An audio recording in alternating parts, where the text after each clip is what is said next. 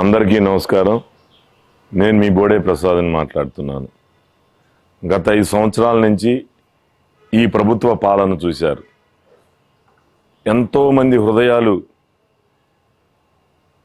బాధపడే విధంగా ఈ పరిపాలన కొనసాగింది.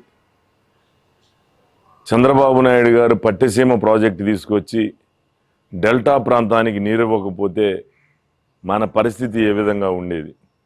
కంకిపాడు మండలం కానీ ఉయ్యూరు మండలంలో కానీ రైతాంగం ఎక్కువ. వర్షాలు లేకపోతే నీరు అందని పరిస్థితి. అదే పోలవరం పూర్తయితే నిండుగా రైతులందరికీ కూడా నీరిచ్చే పరిస్థితి ఉంటుంది.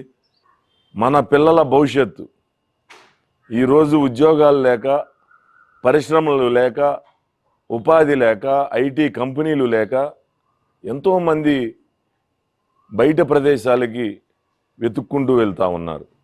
ఆ దారుణ పరిస్థితి నుంచి బయటికి రావాలి అంటే చంద్రబాబు నాయుడు గారిని ముఖ్యమంత్రిగా చేసుకోవాలి. పెనమలూరు నియోజకవర్గంలో తెలుగుదేశం పార్టీ సైకిల్ గుర్తు, అలాగే పార్లమెంట్ అభ్యర్థి బాలశౌరి గారికి గాజు గ్లాస్ గుర్తుపైన ఓట్లేసి గెలిపించాలని సవినయంగా మిమ్మల్ని అందరినీ కూడా ప్రార్థిస్తున్నాను.